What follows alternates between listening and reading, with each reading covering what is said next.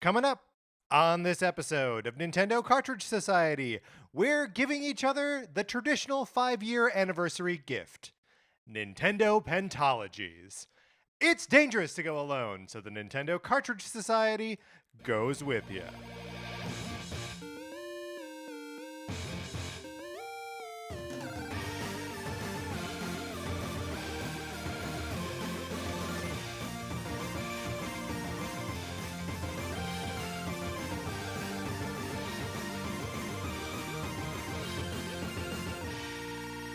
Welcome to Nintendo Cartridge Society. My name is Patrick Ellers, and I am joined, as I am always joined, as I have always been joined, twice a week, every week, for the last 5 years, my co-host Mark Mitchell. Mark, how's it going? It's going so good. I'm so happy to be here, happy to be celebrating 5 years of doing this show with you, Patrick. What a treat. Yeah, it's been a good, and we're so close to this also being our 500th episode. By some measures, it's our 501st. By others, it's our 504th, I think, depending on. Anyway, we're counting this. This is our grand anniversary. This is our special. We are putting together a several series of 5 games that represent a pentalogy of sorts. And That's do that right. a We're couple celebrating times. 5 years with 5 pentalogies each. Yes, so it's a 5-5-5 situation. Calm down, Christians. We're not summoning any demon here. But if you would like to summon a demon, you could borrow my copy of Sonic Forces. That's the best one of those segues I've ever done in 500 episodes. All you got to do is email us at nintendocartridgesociety@gmail.com, and you can borrow my copy of Sonic Forces for the Nintendo Switch. You can play it for as long as you want, or not play it for as long as you want, and then send it back. It costs you what? Nothing. There may be a copy of Untitled Goose Game in there instead of Sonic Forces. There's really no way to say. It's possible that they both have been replaced by Untitled Goose Game. I don't know. I don't have control over it. Keeping this 5 thing going, the other thing you can do is you can leave us a 5-star review on Apple Podcasts or wherever you get your podcast. We appreciate it so much. We enjoy reading all of the reviews. And if you leave us a review, it helps people find the show. It helps grow our little Nintendo Cartridge Society, and we appreciate it so much. If you leave us a 5-star review, we'll give you a shout out on the show.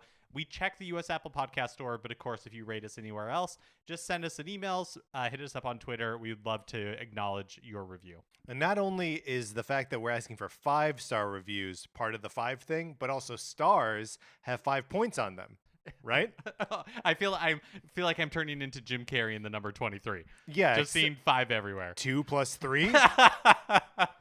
How deep does this hole go? 5 feet. 2 5s put together is 10. October is the 10th month. We're in the 10th month. It's Game & Watch month, which means that the rest of our topic episodes through the rest of this month will be about the Game & Watch. Keep sending us your memories. Keep sending us your topic ideas. We're very excited to talk Game & Watch with each other and with you. Thank you to everyone who's written in already. And if keep them coming. It's I'm very excited to share these with Mark. We haven't really discussed them all yet. Yeah. But it's going to be a good month of programming, including this episode, which actually brings me to an email from Xander. Xander writes in a fair amount. He writes, "Happy 5th anniversary, NCS. I can't wait for Thursday's episode." Xander, you don't have to wait anymore. We're there. Let's do it, Mark. Let's get into our favorite Nintendo pentalogies.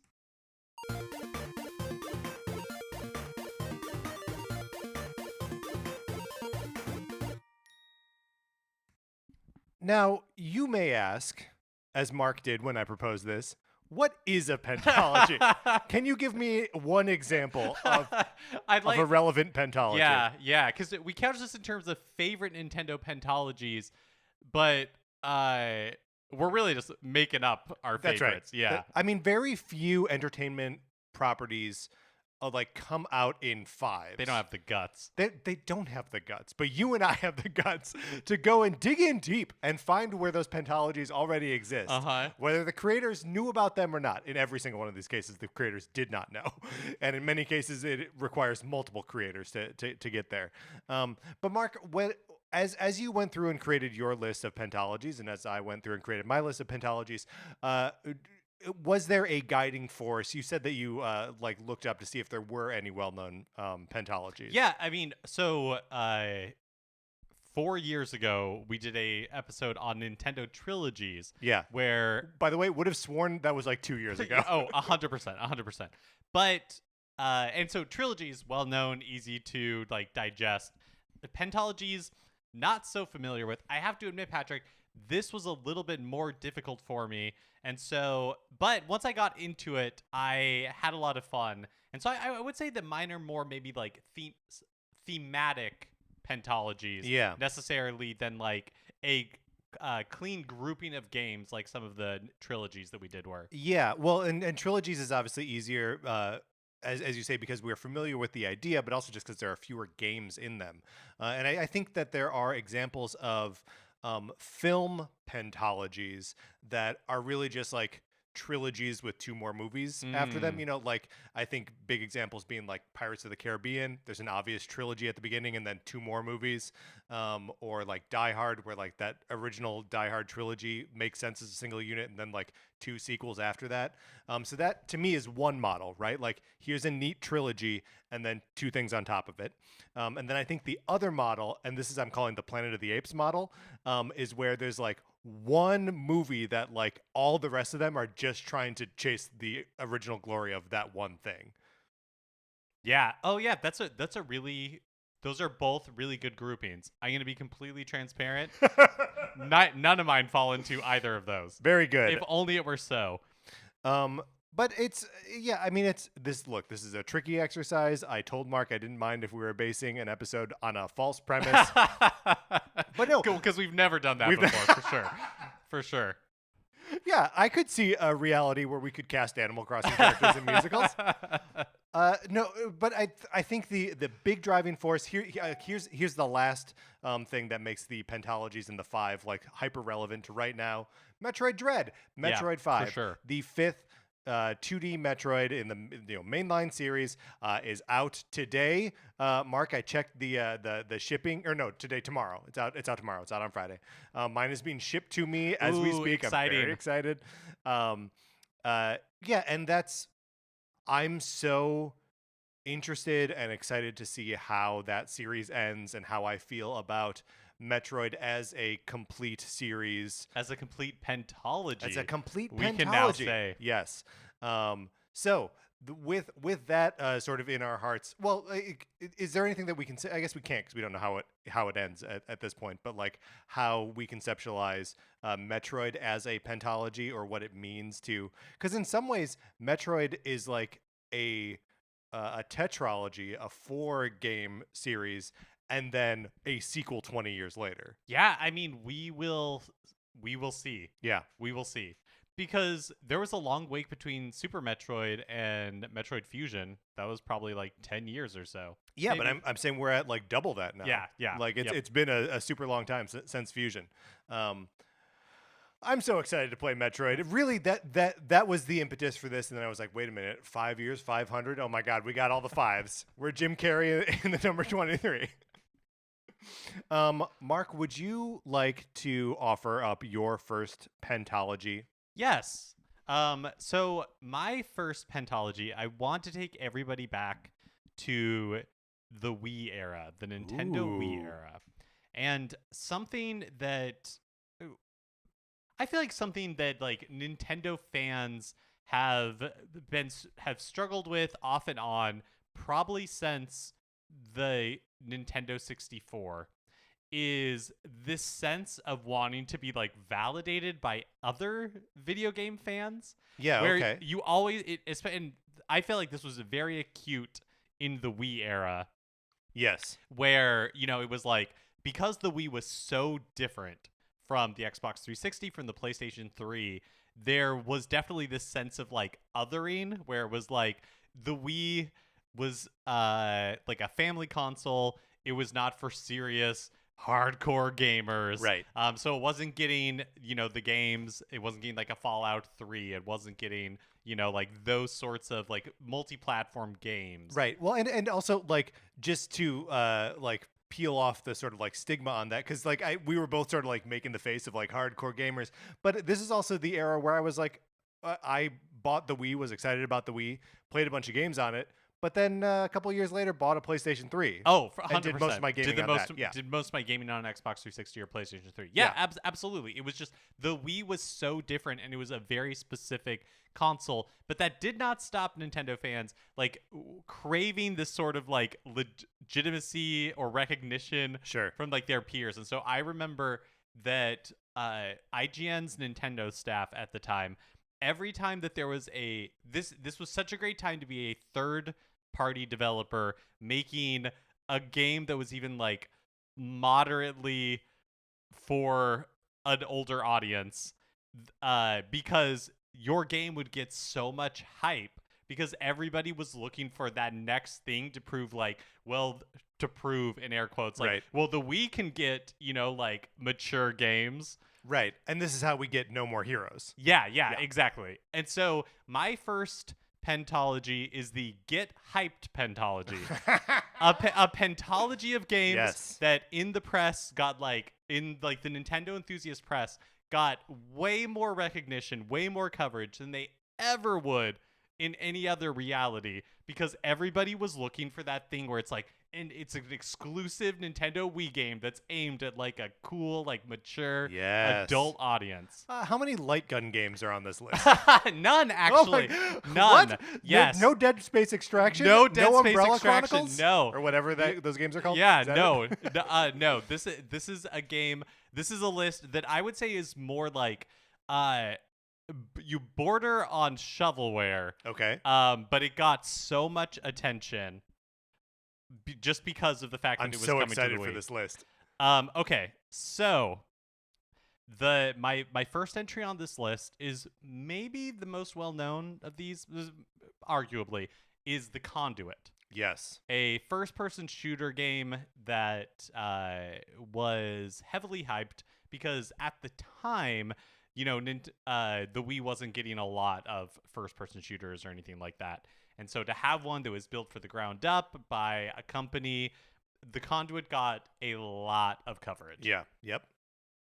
The next Good one call. is Tenchu Shadow Assassins. Okay. So Tenchu is a like ninja game that was probably most successful, I would say, in Japan. It's developed by Japanese companies and was first released on the PlayStation.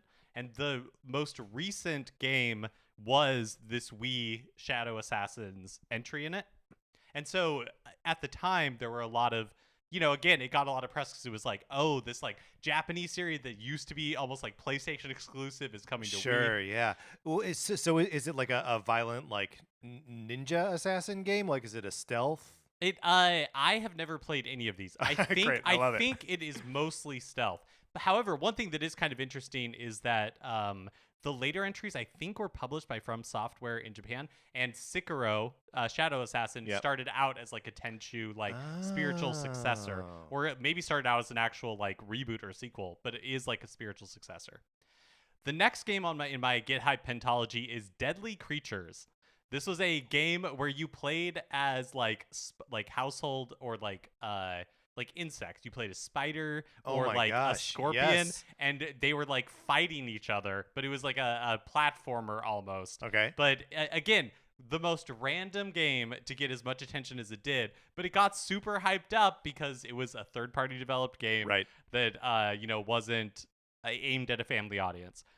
Speaking of which, Mushroom Men: The Spore Wars. What is Mushroom Men: The Spore No, Wars? it was a nascent franchise. They released both a Wii and a Nintendo DS game. Wow. I can't remember. I think the developer was like Red Fly Studios. It was developed by, or it was published by this like kind of the Devolver Digital of its day. It was called like Red Cock Studios. Okay. And you play as like these mushroom men these mushrooms that are brought to life by like a meteor hitting the ground, and Sure. it's like an action platformer. Not really noteworthy, except that I remember getting a ton of press. Right.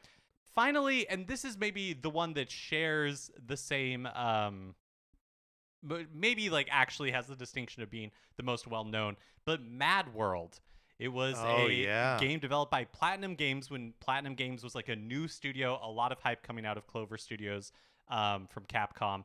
and it was a Wii exclusive. It's in black and white. It's like hyper violent. It had Really stylized. very and, like, yeah. stylized, kind of like Sorta a right in- death match, sort of. Yeah. Like the setup is, basically like Squid Games almost. Like it's a very death match.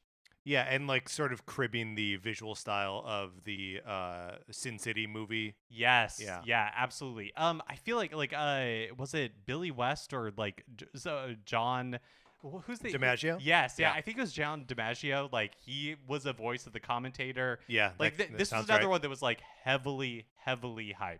Wow. I guess so these are all third-party games, so I guess I understand why this isn't on your list, but I thought for sure that the re-release of or the remake of GoldenEye was going to be that on would have been a great in this one. Yeah. Pentalogy. That would have been a great one. I feel like I couldn't there are some other ones that arguably could have made this list, but those were the ones that I remember at the time getting like a ton of press, specifically from IGN's Nintendo staff, who I was following really closely at the time. That's incredible, Mark. That's such a good list. That's such a good pentology, and you're calling it the Get hyped pentology. because they got the hype, what they didn't really deserve it. Exactly. Like so, like before the release of each one of these games, it was like, oh my gosh, the Conduit's coming out. Right. You know? Well, I remember that the Conduit is a great starting point for that because I feel like that was such a big one that like everyone was on board with, like, yes, we're gonna try the Conduit. It's gonna be great. Can I suggest a slight name change to the name of the pentology? Instead of Get Hype, Stolen Hype. Ooh. Like playing off of Stolen Valor, where like they have it but they didn't deserve it. That's good. That's very good. Stolen Hype pentology. That's wonderful. Mark, my first pentology. Do you recall a couple years ago we did an episode about Nintendo characters, other Nintendo characters that should lose their job? I do remember this. Yes. So we did this because there was a brief period on Nintendo's website where there was like a profile of Mario, and it said like Mario used to be a plumber. I think it was that, and we learned that Mr. Rossetti was. Oh yeah, like, that's right. was That's right. Getting that he wouldn't be in the next Animal Right. Crossing game Because he he wouldn't have autosave. the job. Yeah. Right. That's right. That's right.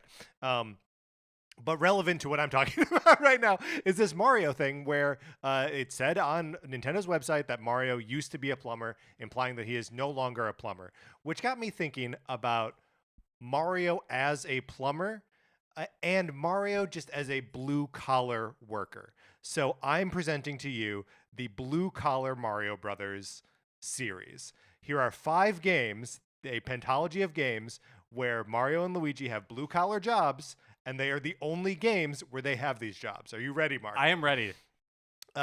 We start, and look, it's October, so we're starting on the Game & Watch, baby, with Mario Brothers on the Game & Watch, which is not the same as Mario Brothers in the arcade or on the NES. It is a game where they are working in a like package factory or something. They are on either sides of conveyor belts, handing things back and forth so they can get it all packaged up and thrown into a truck. So they're like delivery guys. They're working in a factory. The second game, also a Game & Watch game, is Mario's Cement Factory. This is where Mario has to go on little platforms, little elevators, and get cement down to the truck. So he's obviously a construction worker of some kind in this. That's game number 2. The third game, again, a game called Mario Brothers in the arcades and on the NES. They are obviously plumbers because they're going through the pipes. They're clearing out the bugs and stuff. The various crabs and turtles you get in your pipes. Yeah, Next, of course, Wrecking Crew. Mario and Luigi are working on a construction site. This is a blue-collar job, right? They are the demolition crew on a construction company. And then finally, the last, and I swear this is the only other game where the Mario Brothers are holding down a blue-collar job, is Mario Clash on the Virtual Boy, which is sort of a 3D remake of the original Mario Brothers, where they are again plumbers. This is so good. I love this. And like, think about it. Any other time where you're playing as Mario, look, Super Mario Brothers, is he a plumber in that? He goes down pipes, but like to adventure. Right. And like otherwise, what? He's a doctor. He's an archaeologist. He's, these are the times when Mario is a blue collar Joe. He's a man of the regular guy. people.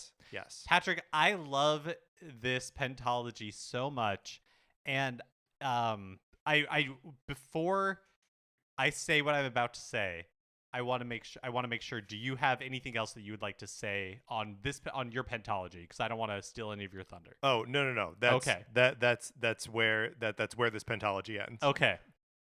I have a very similar pentalogy. Oh my god. What is it? Mine is Mario's work history pentalogy. Oh, so all right. if we were looking at Mario's like resume or Mario's CV, and it told the complete story of Mario's life. Yes. These are the 5 games that I think would be on it.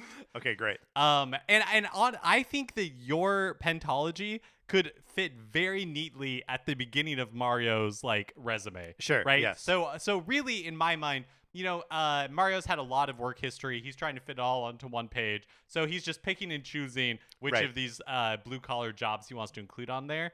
And so here's my Mario's work history pentalogy. Yeah, I love it. First, I have Mario's Cement Factory. Very good. Right, so he's in on the bottom floor. I love Game & Watch Month, by the way. I love what this has done to us. These are references we would not have made prior to 100%. this month. Yeah. Mario's Cement Factory. He's in on the ground floor. This is his entry level position, which turns into a we'll say better paying wrecking crew job where he is he's working with explosives. It's very dangerous. It's highly skilled. Right. From there, we realized that he was part of this wrecking crew. So but at night he was going to college. And so Mario teaches typing.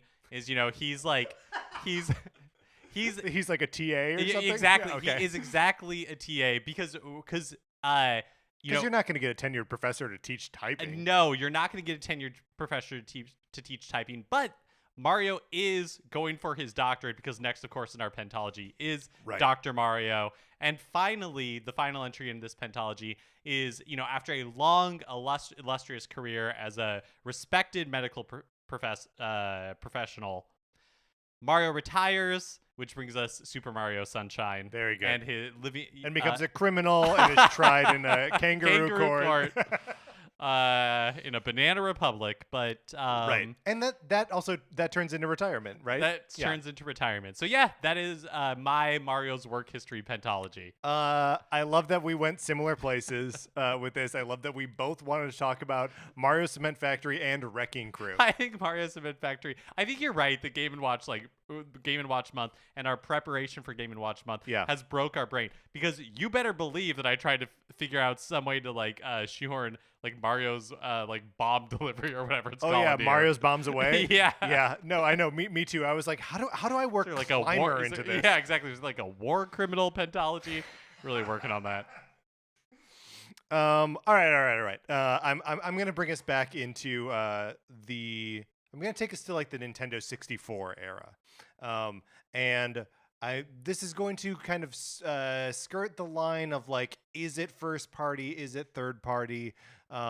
Yes, it's third party now, but at the time, Rare was making games for Nintendo and was owned by Nintendo. And in the Nintendo 64 era, Rare developed an identity that creates such a specific kind of game. They made a bunch of other games, but they specialized in this 3D mascot platformer. So this quadrilogy here is the Rare mascot 3D platformer. Quadrilogy?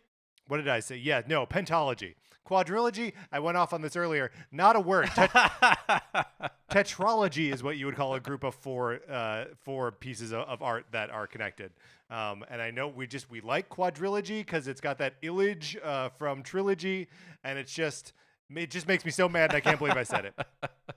And this is one that I think follows in the sort of Pirates of the Caribbean mold, where like there seems to me to be an obvious trilogy and then like weird riffs on it that are less typical. So the first 3 games in the trilogy are Banjo-Kazooie, Banjo-Tooie, and Donkey Kong 64.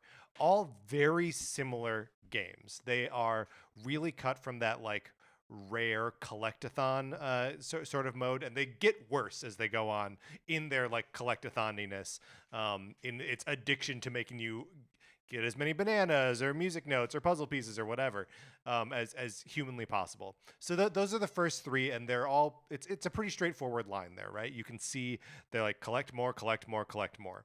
Then the sequels to that, the first of which is Conker's Bad Fur Day, which is a sort of riff on, it was originally going to be a game just like that, a cutesy like platformer, right? Conker, early footage of Conker showed him as like, he has like big bubbly eyes and is like fun and cute. And they were like, no, we got to go the complete opposite direction, going for an M-rated game. He drinks, he dies, he's a womanizing squirrel. And so like that's the first like weird sequel. And then the second weird sequel is of course not on the Nintendo 64, but on the GameCube. It is Star Fox Adventures. Or originally they were developing as Dino Planet, and is more of a Zelda-like game than it is like a Mario-style 3D platformer, but is still obviously cut from the same mold that they were making those first 3 games from, just like sort of a riff on it. Oh, this is so good. That's such a good Pentalogy, because it absolutely captures that really specific time in Nintendo and Rare history where Rare was just like knocking these out, like in a good way, like not like or I mean arguably the further it went along, right? But like Banjo-Kazooie was such an awesome like spiritual follow-up to what Mario 64 brought, and Nintendo never released another Mario 64 like game that they made themselves, right? And like no one else could do it, right? Like the fact that Rare came as close as they did with Banjo-Kazooie and then like leaned into an aspect of it that they were doing better than, like, because the collectible, when the collectibles like work and feel fun, as I think they do in Banjo-Kazooie, it's better than like the rewards you get from collecting stuff in Mario 64. Not to say that Banjo-Kazooie is a better game. I don't think it is. But like it is so self-assured in what it does that like it sort of creates this new genre for them. And like I always wish there was an alternate history where like someone reined Rare in, where they were like, here's this collectibles game, and they were like, okay, well, let's just like cut like some of this. Like, because I feel like Donkey Kong 64 in particular, and Banjo-Tooie to a lesser extent, would be like 10 out of 10 games with just like some cuts to the collectibles. Yeah. Oh man, that's a really fun one. I like that a lot. Thank you.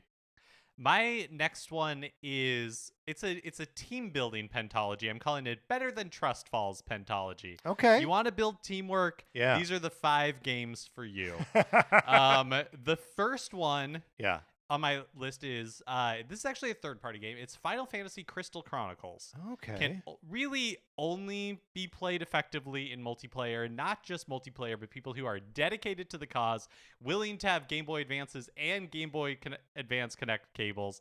Or willing to put up with the new version of the game, right? Yeah. That's true. That's fair. Or willing to put up with the new version of the game. So Final Fantasy Crystal Chronicles. Next, of course, is The Legend of Zelda 4 Swords Adventure. Another game that requires the cooperation between 4 people. Lest we forget, Legend of Zelda Triforce Heroes. Favorite entry of mine on the list. We recently played it with our good friend Matt Acevedo. Really, really enjoyed it. Our time with that. We got to get back together and finish it. We absolutely will. Matt, if you're listening, give us a call. we're gonna do it. I really like this one too, especially because like if you find yourself matched up with randos, like it becomes a trying ordeal. Right? Like you need to trust the people you're playing. Yeah, absolutely. Also included on this list is Metroid Prime Federation Force. All right. Better Than Trust Falls, you are trusting that people are going to buy this game in order to play it with you. That is true trust. Finally, snipper clips. Oh, snipper clips! What a great capstone to this list. What a great game that I often forget about, Yeah. but what a joy that game is. So funny, so fun to play together. It requires incredible teamwork and like puzzle solving, true puzzle solving, where people are like standing up at the TV and being like, "No, turn it to the right." No, I said make me a different kind of gear. Scoop me. So yes, our that's my better than Trust Falls Pentalogy. That's great. Mark, I have 2 of those games on my next Pentalogy, which I'll just get into right now unless you had anything further to say about that one. This is one I'm calling Sons of Link to the Past. The Legend of Zelda: Link to the Past is obviously a very influential game. It affected the sort of structure of all Zelda games that came after it, just about. Even, you can see a lot of its DNA in Ocarina, and Ocarina obviously goes on to influence the other 3D Zeldas. But there is a very clear line from A Link to the Past, which is the first entry in this, to exactly 4 other Zelda games. So the second entry here after A Link to the Past is Link's Awakening. Link's Awakening started off its development as the marching orders were put Link to the Past on Game Boy, and they started doing that and realized that the Game Boy is just like a little bit different or has a little bit different needs, and so that's Link's Awakening comes out of that. But it started life as a remake, a port of A Link to the Past, which leads us on to the third entry, which is Four Swords / Four Swords Adventures, because that is a pack-in game that came with the Link to the Past that was ported to Game Boy Advance. So again, these are just more games that are offshoots of A Link to the Past. We're good so far? We're great. Next, we're going to go to the straight-up sequel to A Link to the Past, A Link Between Worlds, which, rightfully heralded as like a brilliant repurposing of the exact same Hyrule. Never mind the fact that we've been revisiting Link to the Past in like these other forms, but that's fine. And what a great game. My God, Link Between Worlds is a wonderful game. And then my list closes out with the sequel to that, which is the Triforce Heroes, which, of course, you mentioned earlier, is basically built in the same engine as A Link Between Worlds. And I like that following this pentalogy means that we, like, a little pattern emerges, right? Like, not only is everything based off of, ultimately, A Link to the Past, but we have these like little spikes of multiplayer, which is so not Zelda, and not really what I think of in terms of Link to the Past, but it is part of like the lineage of that game. Oh man, yeah, that's such a good grouping and so much fun. And more games based off Link to the Past, please, because Yeah, please. clearly they're all amazing. I'm only realizing now as we're talking about it that if this were in fact a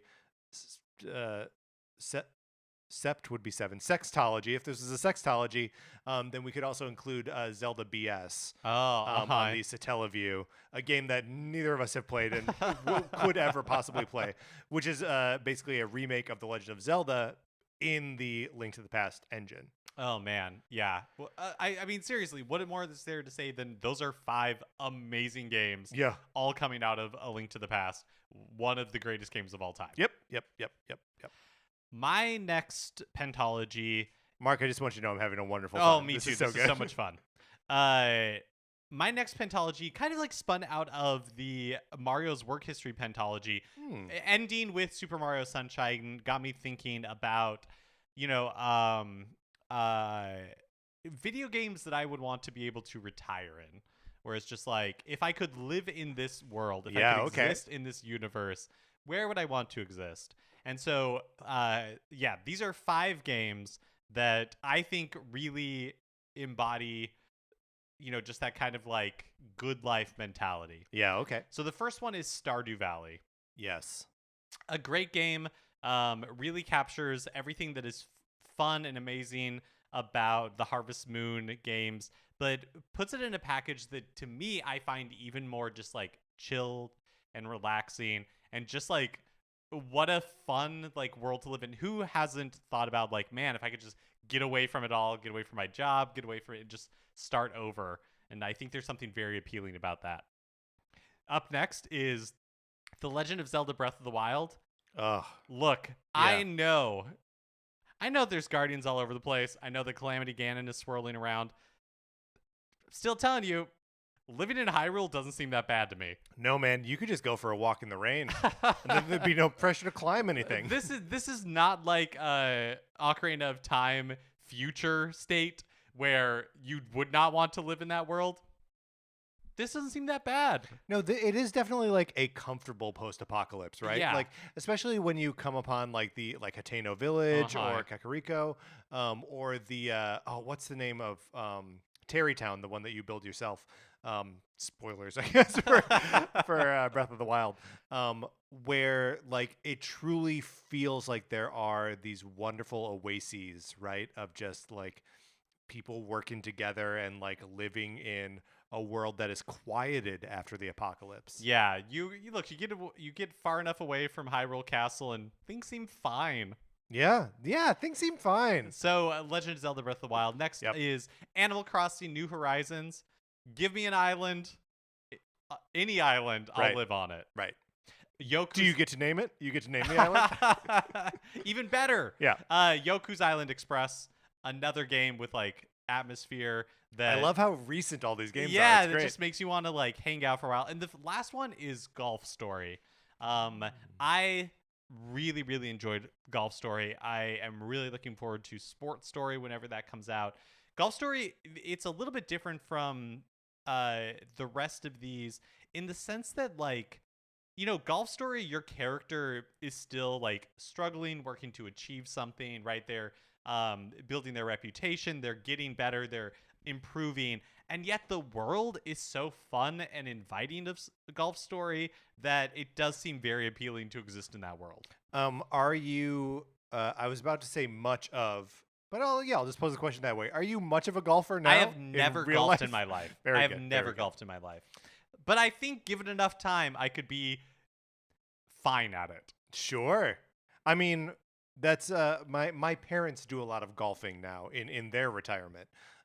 So like you're obviously on the right. you're saying something true.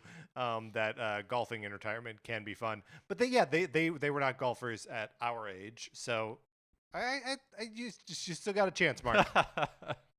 That's a great list. Very relaxing.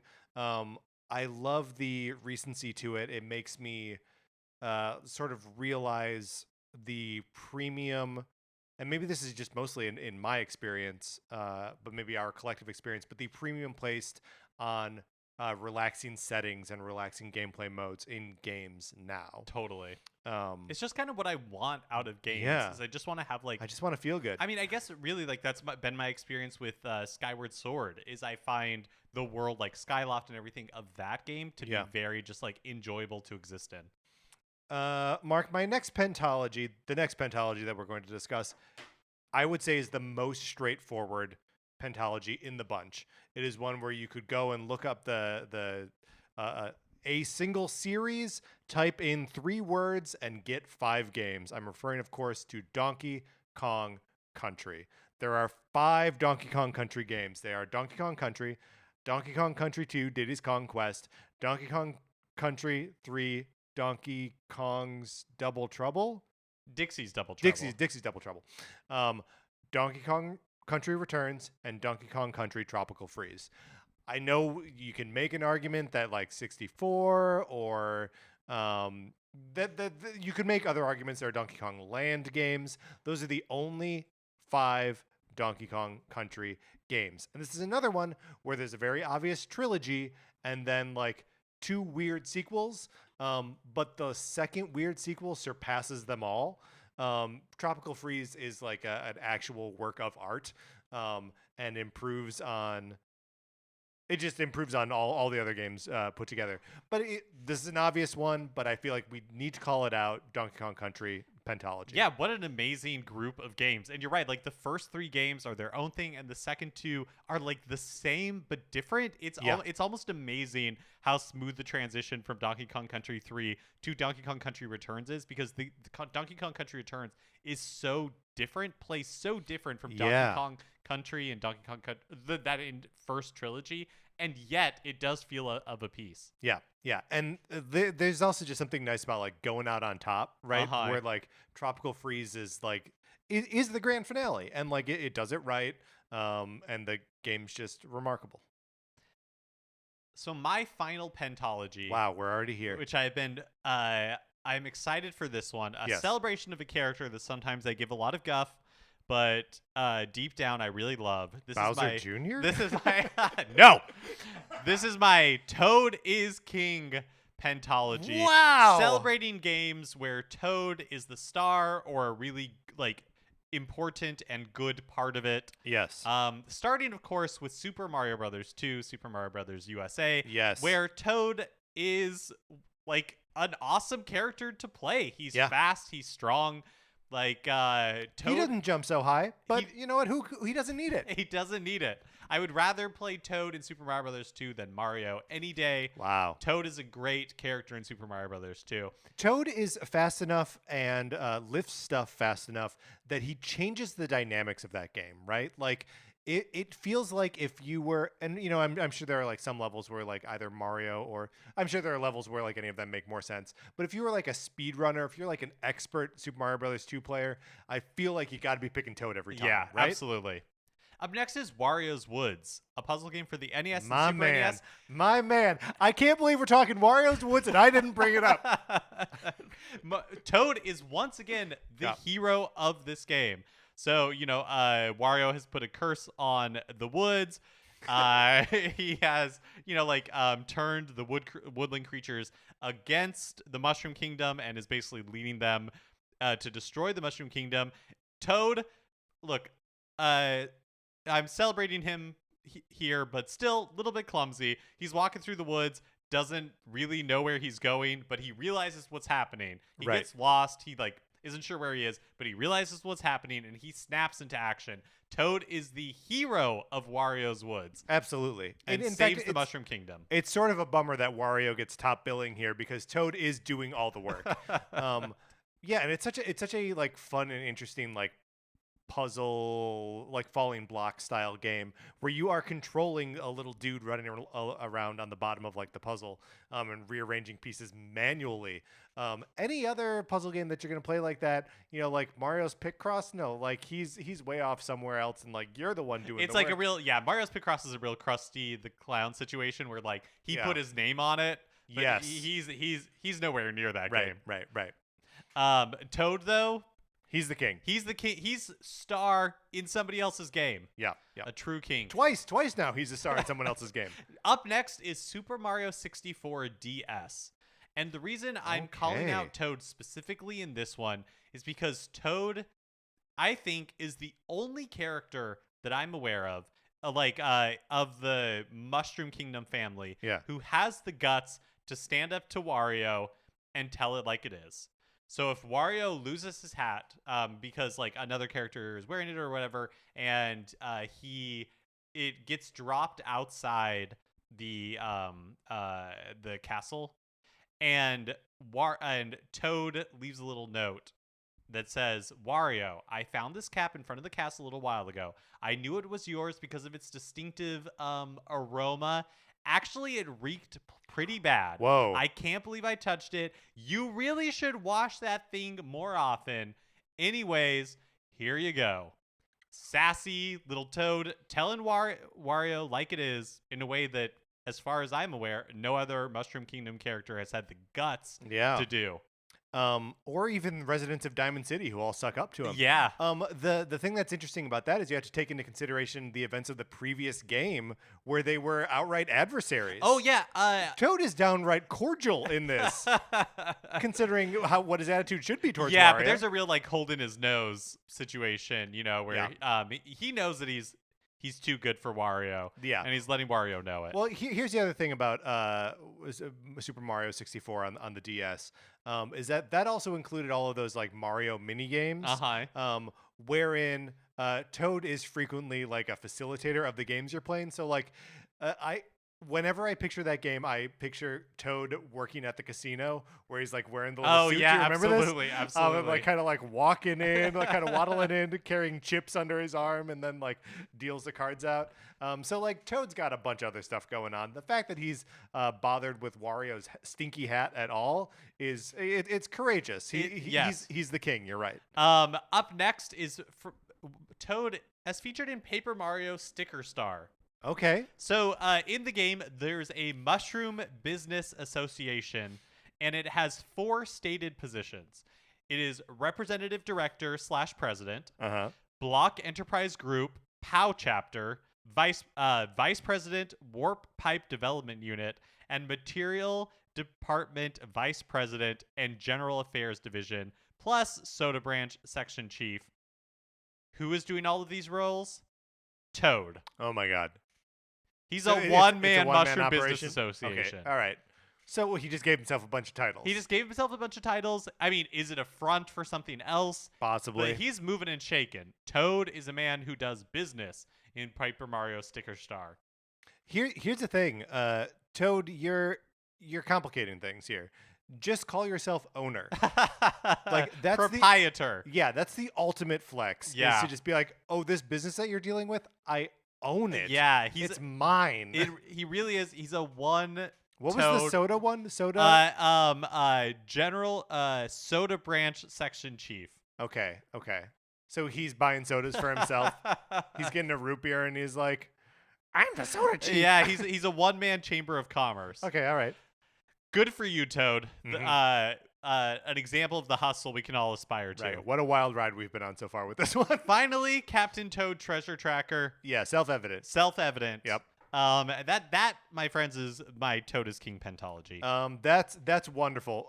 Mark, I love how much of these lists just like zero in on one character and say, here is a character journey that you would miss if you were playing individual games. We are discovering narratives that are already there, but you just need to rearrange the pieces in a way that make them make sense. I am about to not do that at all. My final pentalogy. I had one instinct, and the more I thought about it, I was like, no, this instinct is bad. But my first instinct was Mega Man's 2 through 6 on the NES. Not Mega Man 1 because the series had not discovered itself at that point. There was a score counter. Everything was like a little bit too hard. There was too much knockback in Mega Man. He couldn't slide. He couldn't charge. All of these things. He wasn't Mega Man yet, right? There are 6 robot bosses instead of 8. Like the formula just wasn't there yet. Meanwhile, over on the Game Boy, there are 5 perfectly good Mega Man games that start with Mega Man Dr. Wily's Revenge. This is where the pentalogy starts with a revenge. Sure, whatever. Okay, it's fine. But the way that these games are connected and the way that they are connected to the NES versions of the game is that they take 4 Robot Masters from the game that is the same number as them and as the sequel. So the first Mega Man game for Game Boy had 4 robot bosses from Mega Man 1 and 4 robot bosses from Mega Man 2 from the NES. So they ended up being sort of like a best of sort of like sampling and is sort of doing the like sort of Mega Man hacking kind of thing where it's like, you would never match up the Guts Man with like Bubble Man. Those weapons wouldn't be in the same game, except they are because now we are matching up those bosses together. Sort of revolutionary, very cool. And the first 4 of these games are all like that, right? So Mega Man 2, and these are all done in Roman numerals, which I love because that's not a Mega Man thing. Normally they just do regular numerals. But so Mega Man 2 has 4 bosses from 2 and 4 bosses from 3. 3 has 4 bosses from 3, 4 bosses from 4. 4 has 4 from 4 and 4 from 5. But they also have these like sort of mid-game bosses that are in the first, third, and fourth one, referred to as Mega Man killers. And these are hold on, the characters' names are Anchor in the first one, Punk in the third one, and Ballad in the fourth one. And the second game has a character called Quint, who is technically a version of Mega Man from an alternate super peaceful future that Dr. Wily brings back and reprograms to kill Mega Man. But so those four characters, there's one of them in each of these first four games. But then all of this leads me to Mega Man 5, which is the thing I want to highlight here, because Mega Man 5 breaks the pattern. It is not borrowing bosses from the NES Mega Man games. It instead introduces 8 brand new robot masters, and they're not named, Rockman or whatever. They have the names of planets. You're fighting Saturn, Pluto, Uranus, Jupiter, Mercury, Venus, Mars, and Neptune. Oh, that's epic. These are the robot. You're right. So like the scale of it changes entirely. And they're, like I said, brand new robot bosses. And after you get through those eight bosses, like a normal Mega Man game, you have to go toe to toe against all 4 Mega Man killers. So those special characters, those special one-off characters from the previous 4 Mega Man games, all on Game Boy, Anchor, Quint, Punk, and Ballad, all return. That you have to wipe them all out again. That's so cool. So this whole collection of games, which has never been like recollected and re-released, they are on the 3DS Virtual Console, but that's the only other place you can play these games besides actually on Game Boy. They represent this this series of 5 games with these Mega Man killers, which is just so cool and so unique. And I just absolutely love the way you can sort of see like what they're doing in the early games, where you're just like, oh yeah, they're just like reusing assets and ideas, and like it's in black and white, so it's just, it's only the most visually distinct ones that they put out here, and they add one character because they're working on something, so they may as well put the one character in there. And then the 5th one just blows it all up and is like, no, this is a brand new thing with all new characters plus all of our old favorites.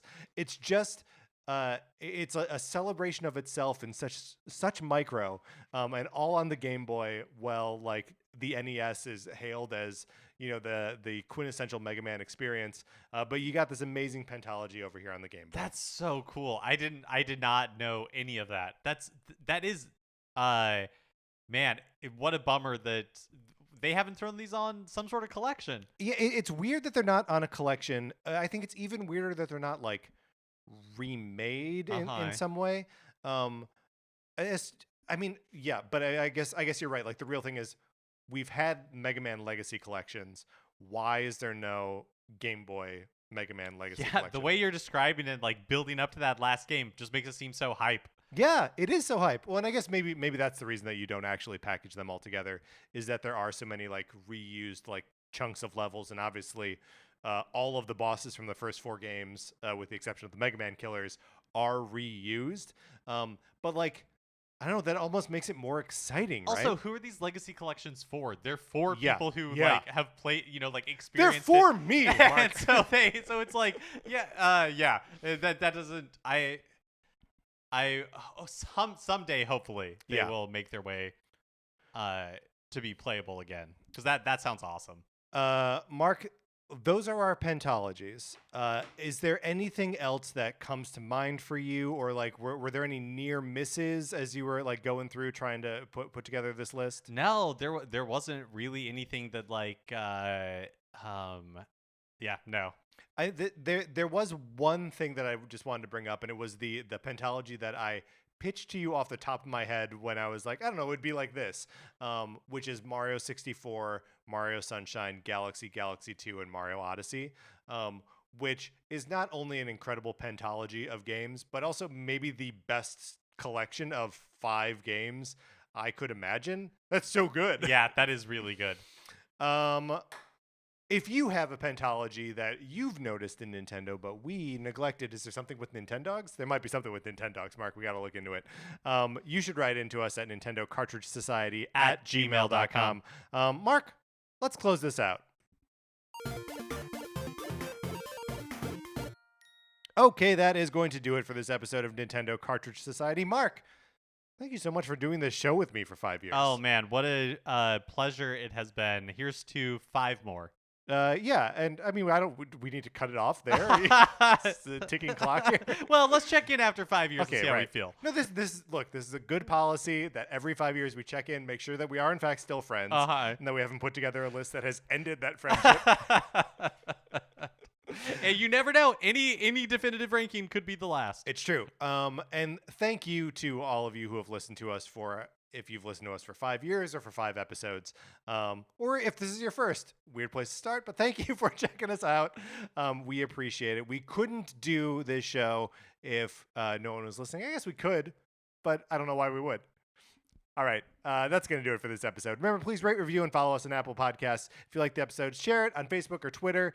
We appreciate it when you do that. You can follow us on Twitter. I'm at Patrick_Ellers. Mark is at MKE Mitchell, and this show is at Nin Cart Society. We also have a Facebook page, which is just Nintendo Cartridge Society. Olivia Duncan made our logo. Our theme music is provided by 8-Bit Betty. You can get more of his music by going to 8bitbetty.com or by listening right now. For my co-host, Mark Mitchell, this is Patrick Ellers, trying to drag this out so the episode lasts for 55 minutes and 55 seconds. I think we're going to be just shy of that. Thank you for listening.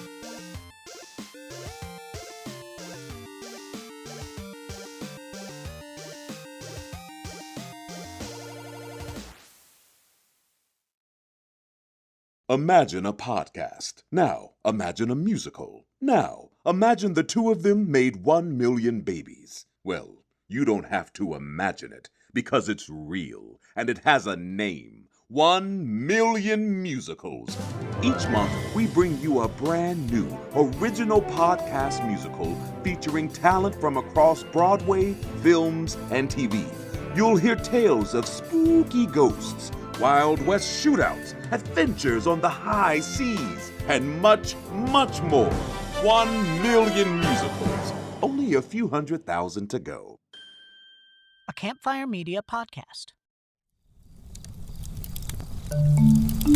Campfire.